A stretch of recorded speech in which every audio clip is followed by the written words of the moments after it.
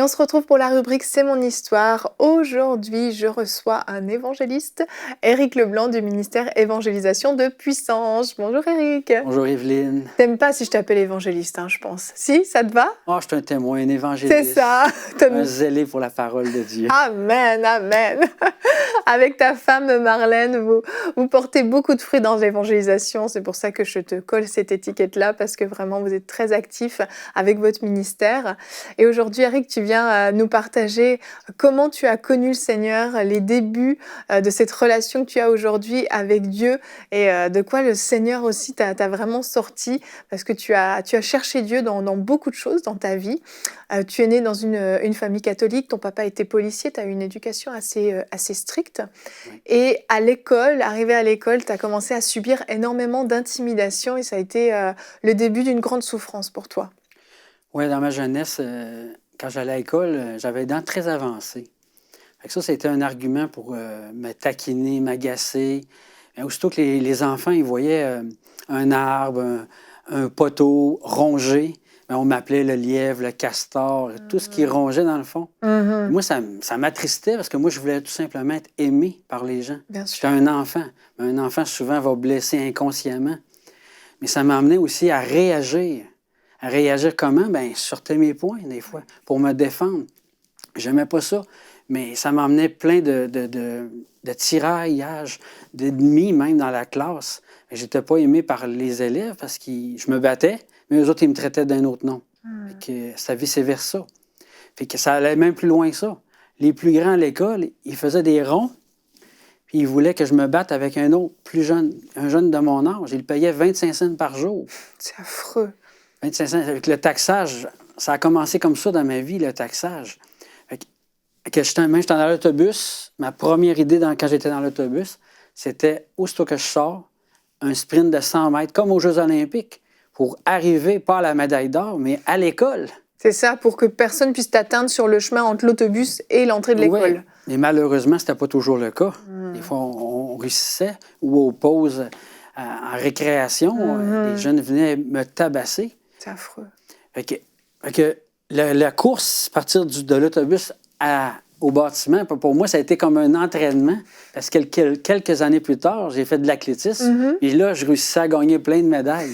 Ça a au moins été positif. C'est un côté positif malgré tout ça. Ouais. Mais dans tout ça, dans toute ma jeunesse et mon adolescence, bien, l'estime de soi en a mangé pour une claque. Ah oui.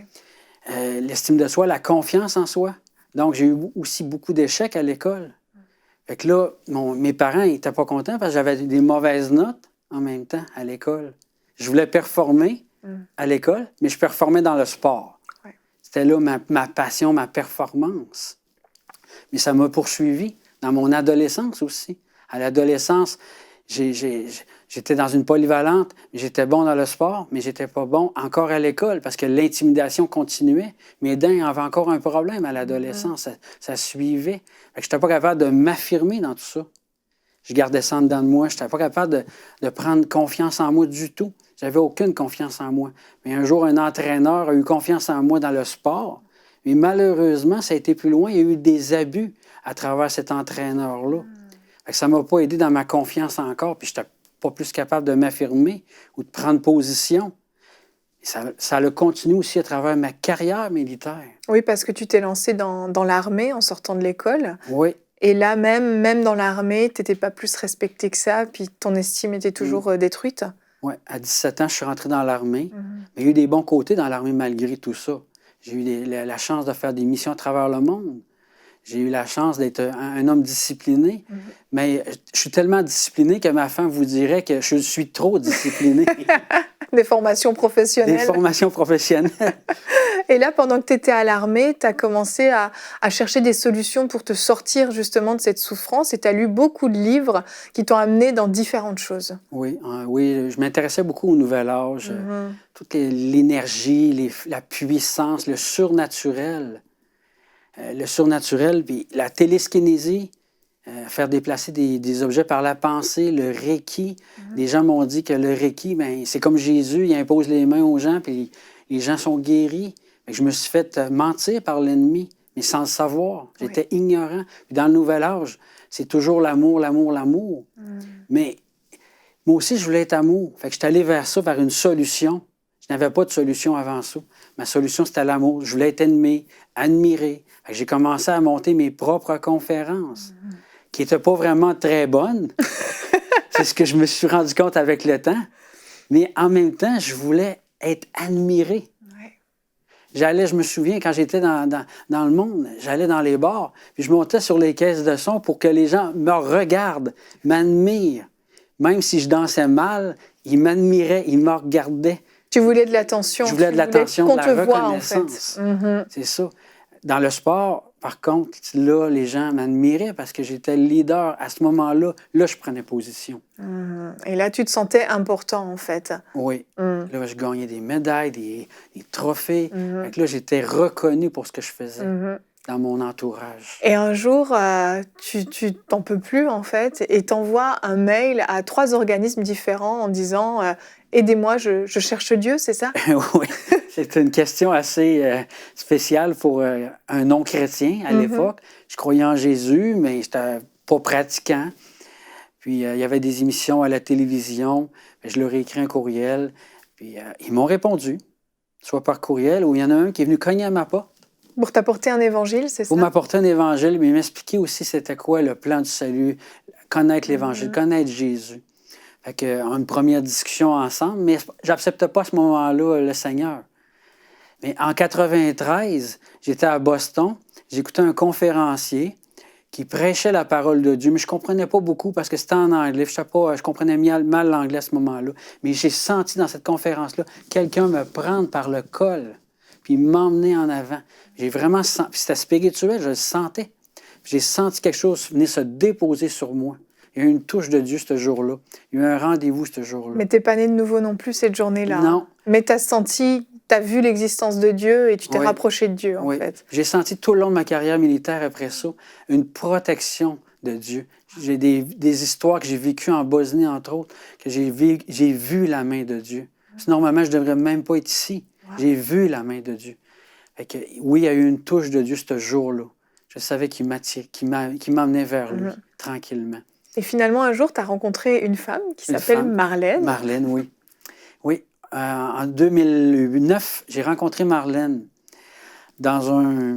chez des amis. Elle baptisait, baptisait 3 personnes cette journée-là. Un pasteur, puis Marlène était là. Puis elle avait l'honneur de baptiser une de ses amies. Puis, durant cette journée-là, il y a eu un mot qui est revenu souvent dans les témoignages. Il dit « La vie chrétienne, c'est simple ». Ça m'avait... Ça t'a attiré? Ça m'avait attiré parce que j'aime les choses simples. Fait que, elle m'avait proposé qu'elle serait honorée de me donner des cours bibliques pour que j'en connaisse plus sur la parole. Mais à ce moment-là, je ne suis toujours pas né de nouveau. Fait que, en 2009, j'ai accepté le Seigneur avec Marlène. Mais la veille, il y avait une conférence que j'avais faite, ma dernière conférence à vie dans le Nouvel Âge. Elle avait prié contre cette conférence-là pour pas que ça fonctionne. Effectivement, ce qui s'est passé, 3 personnes sont venues, donc ça n'a pas vraiment fonctionné. Alors qu'il y avait une publicité, vraiment, tu étais en page d'accueil des journaux et tout, et seulement 3 personnes viennent, effectivement. Je pense que sa prière avait fonctionné. Fait que le lendemain, je prenais un café avec elle pour m'expliquer l'Évangile clairement. Et c'est là que j'ai accepté le Seigneur. C'est là que j'ai vécu une expérience avec Christ. À ce moment-là, j'ai retourné chez moi, puis pendant les jours qui suivaient, j'écrivais à Marlène, j'ai dit, est-ce que je devrais jeter ça? Est-ce que je devrais brûler ça? Et là, parce que tu avais beaucoup de livres, beaucoup de matériel du New Age, en fait. Oui, beaucoup du Nouvel Âge. Fait que, elle me dit, demande au Saint-Esprit. J'ai commencé à acheter du stock, à brûler du stock. Puis à un moment donné, elle m'a envoyé un courriel et dit, avant de jeter tes meubles, vérifie, jette pas tout, là. Je suis radical. Toi, tu étais prêt à tout jeter, là. Oui, mais je voulais suivre Christ. Je voulais être sûr que je sois obéissant et non désobéissant. Amen, amen. Fait que je voulais être sûr d'être sur la bonne track. J'ai le bon chemin. Oui. Tu t'es fait baptiser aussi? Oui, baptisé. J'ai eu l'honneur d'être baptisé par ma propre épouse avec mon pasteur Mario Cyr à l'époque. Et, ça a été un moment glorieux. Nous, on avait invité nos familles, nos amis. J'étais béni. J'étais le seul dans le lac en plein mois de juillet. On s'est mariés en juin 2010 et en juillet, j'ai été baptisé. Mais après ça, tout l'enchaînement, le dévoilement, la révélation, tout ce qui a été brûlé. Puis aujourd'hui, on est dans les rues de Québec, on annonce la parole de Dieu, on prie pour les malades, on délivre les captifs. Ma vie chrétienne est tellement bénie, est tellement la félicité. C'est incroyable tout ce qui se passe en ce moment dans notre ville, dans notre province. On va vers des étrangers, on leur propose la prière pour qu'ils soient guéris, bénis, et on voit des signes et des miracles. Et le plus grand miracle, c'est la nouvelle naissance, bien sûr. Amen. Et toi, au niveau de ton estime personnelle, comment ça s'est soigné, entre guillemets? Vraiment, avec la délivrance.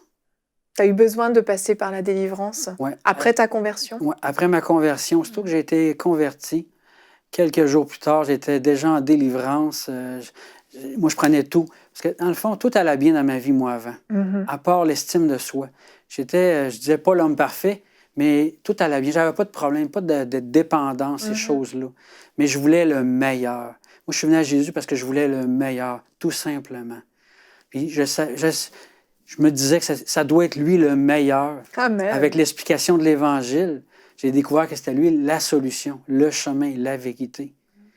Puis quand je lis dans Galates 2:20, entre autres, que Éric ne vit plus, mais c'est Christ qui vit en moi. Amen. C'est un de mes versets préférés que je dis je ne sais pas combien de fois par semaine. Puis quand on va évangéliser, c'est plus Éric qui évangélise, c'est Jésus. C'est ça qui a été aussi un déclencheur pour toi de ton identité et de la valeur que tu avais, en fait. Galates 2, oui. Et Matthieu 6:33, rechercher premièrement le royaume et la justice. Ça m'a vraiment marqué. Je me suis dit, si on cherche vraiment Dieu, on va être béni. Si on cherche vraiment Dieu. On manquera de rien. De rien. Aujourd'hui, je suis retraité, je suis un vétéran militaire retraité, et tout ce qu'on fait, on le fait pour le Seigneur à temps plein. Gloire à Dieu. Bénir le peuple de Dieu. Amen. Amen. Merci beaucoup, Éric, d'être venu nous raconter ton histoire, et on bénit le Seigneur pour ta vie, pour les fruits que Marlène et toi vous portez. Et voilà, merci d'être venu.